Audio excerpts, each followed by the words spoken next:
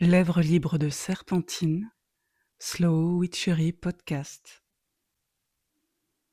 Lune sombre descendante du 12 août 2026.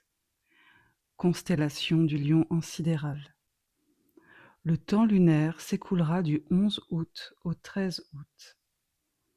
Le 12 août, il se produira une éclipse solaire totale. C'est une lune qui offre une opportunité de renouveler ou de renforcer son essence profonde, de toucher ce qui est notre authenticité, notre souveraineté, mais aussi de récupérer une plus grande vitalité. C'est le moment de revoir la ligne éditoriale de ce que nous projetons dans notre vie. Et attention, c'est un roller coaster. Côté divination, le scrying est notre ami, surtout si notre base de travail est un miroir noir.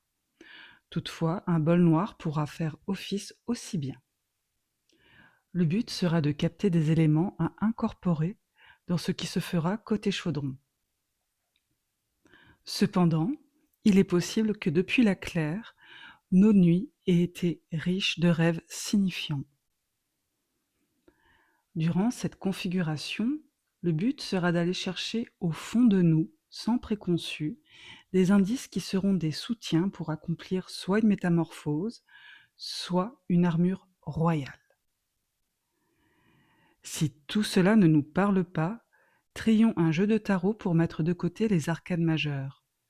Battons-les, puis étalons-les face cachée et choisissons une carte. Une seule. Elle pourra nous indiquer les points de notre personnalité, de notre vitalité ou de notre vie à encourager ou diminuer. Côté chaudron, le plus simple sera de réaliser un sigil. Il pourra être placé à peu près n'importe où, sur les murs, la peau, du papier, incorporé dans les vêtements, les chaussures, et pourquoi pas la nourriture. Utilisez des techniques provenant de la magie du souffle pour modeler la dynamique énergétique de votre sigil et l'activer ferait éventuellement du sens. La magie du glamour serait aussi une option à explorer pour peu que nous sachions avec exactitude ce que nous désirons donner à montrer et à comprendre de nous. Doser l'effort est primordial. Le lion pourrait nous faire verser dans un excès alors que ce serait plus une lumière intérieure qu'il faudrait rendre plus perceptible.